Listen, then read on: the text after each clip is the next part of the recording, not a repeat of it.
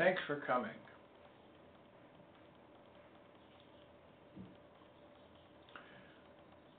This video is about Alzheimer's, a degenerative disease, and how it can be cured. You know, I do research before I do videos sometimes. And so one of the things I did today was go research Alzheimer's cure. And they're talking about coconut water.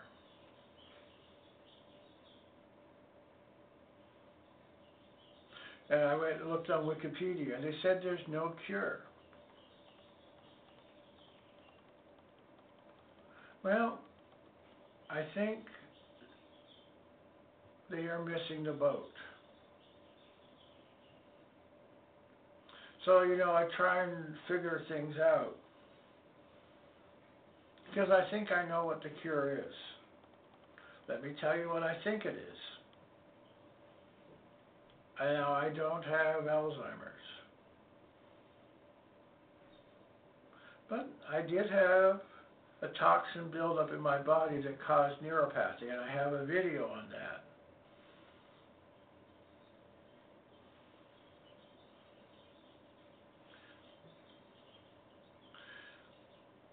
When they talk about Alzheimer's in the brain, they talk about the brain getting smaller. And associated with the brain getting smaller, in other words, brain cells dying, is these amyloid plaques, which is a protein, and somehow they get entangled, and they are toxic to nerve cells. You know, they didn't know a year or two ago, they didn't know if the amyloid plaques were the cause of Alzheimer's or were an associated symptom. In other words, they didn't cause the brains to die. Well, now they've moved on and they've come to the conclusion that the amyloid plaques kill nerve cells. They turn toxic is the word they use. Well, I had neuropathy, and fortunately it's gone. Okay? I get ghosts of the neuropathy when I fast. In other words, I've still got toxins in my body, but are not at the level that causes me pain until I fast again.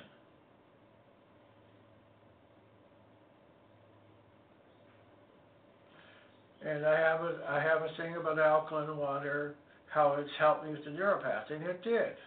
Okay. But somehow I'm in an environment where I'm still putting toxins into my body. And so over the last couple of months I've been trying different things to see what increases that. The toxins. And one of the strange things is my neuropathy kicks up quite a bit when I eat pasta. I know, so that's completely surprising to me. I never would have thought that, but I did it over and over, and it doesn't. So I hardly eat any pasta anymore. And when I do, my neuropathy spikes up. So I don't think, so I don't know if it's because it's got gluten in it or what the deal is.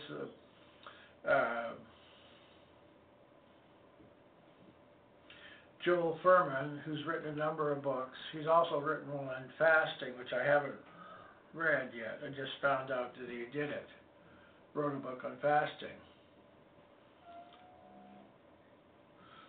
But I went and looked in Wikipedia, and I looked in a couple other places, and I'm going to put some links in. And what they say in the links, as I followed them, because I looked up fasting and Alzheimer's, okay, in YouTube, there's nothing about fasting curing Alzheimer's. Coconut oil. But there is some medical research where they talk about, and that's the links I'm going to post, where they had mice fast every second day. And the mice died. They lived longer than the mice that were the control group. And they died without any Alzheimer's. Okay, and of course you know that mice are not the same as people, but it's the same process of calorie restriction. What happens when you fast? I have to tell you, I don't like fasting, but I don't like the results if I don't fast. Worse. So I fast even though I don't like it. And initially when I started back up again, I got headaches, I got tired, and I slept part of the day. I don't do that anymore. And the neuropathy came back stronger earlier on when I fasted.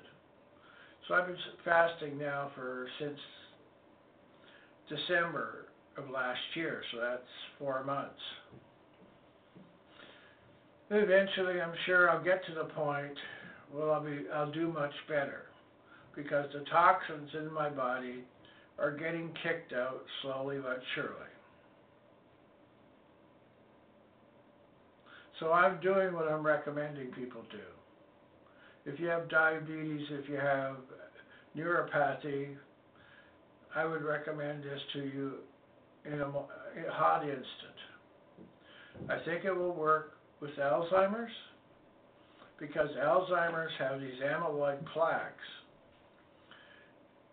that can be removed by fasting. Let me tell you how it works.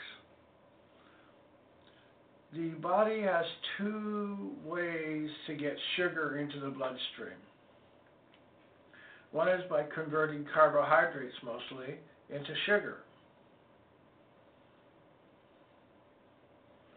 Okay, and the brain needs sugar 24/7.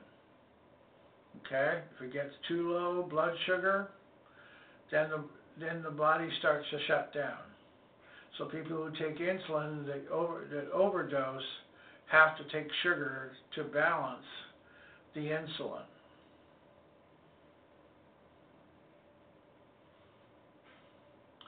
Okay, so there's the carbohydrates being digested.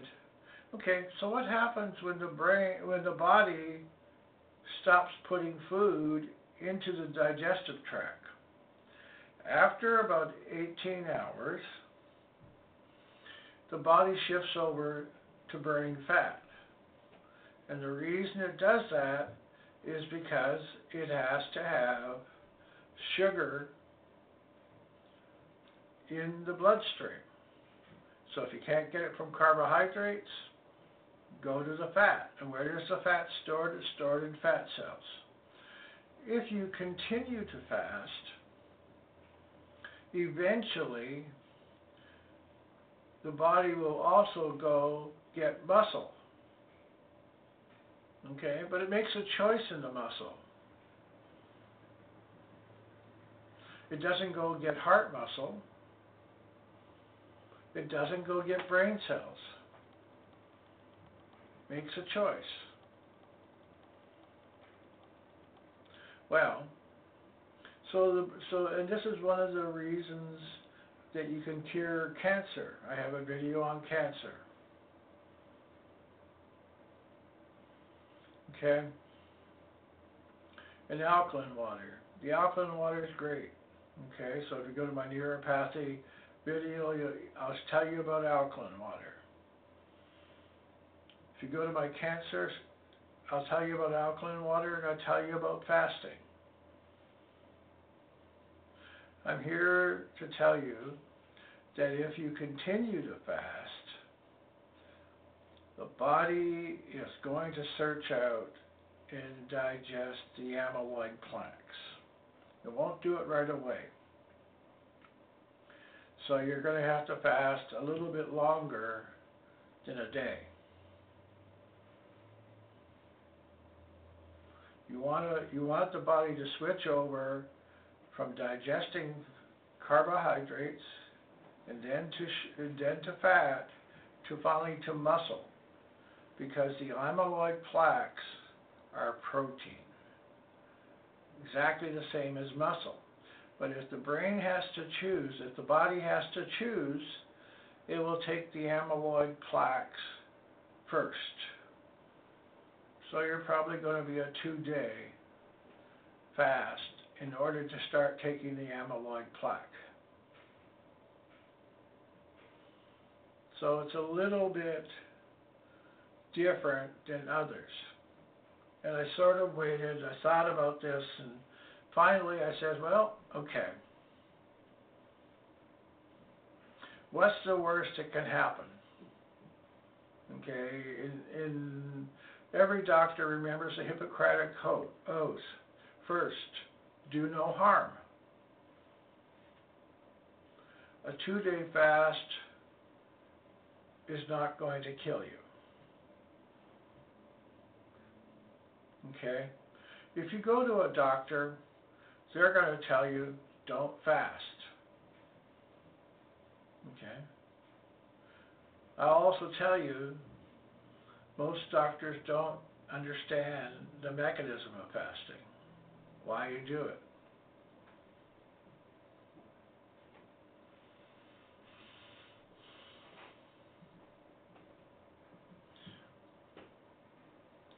Okay.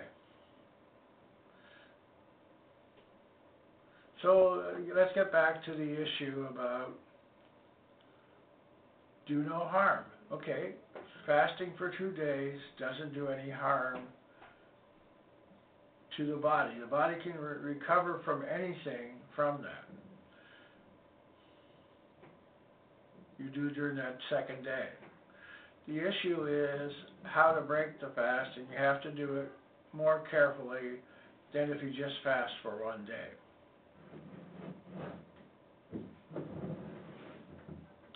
But, okay, will this interfere with any of the medications you're taking already? No, keep taking them.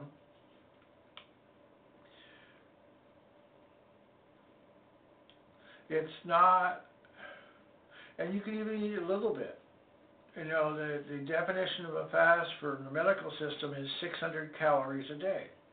If you have to eat something so that your stomach's not upset by taking medication, do that. The body is going to take that all into account, and it's going to say it's not sufficient. So it's going to go looking for the amyloid plaques.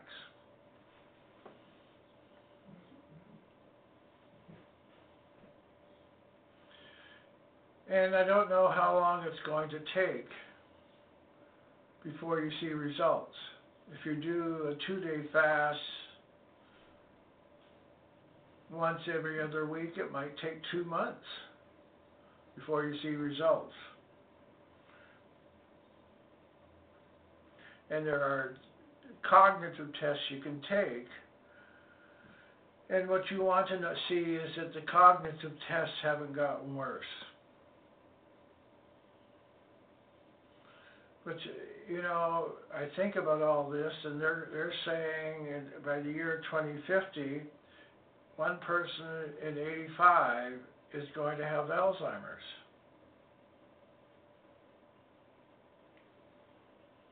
In the meantime, when you get it, you can't work, and slowly you lose bodily functions, and eventually you die.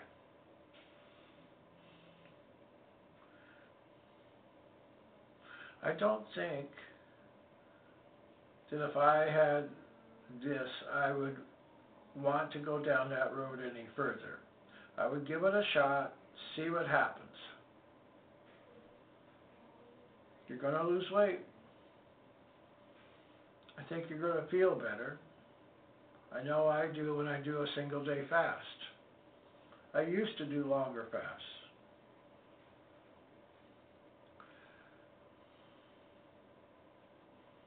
So now, to conclude, what I would say is, This is an option. If you can't find something else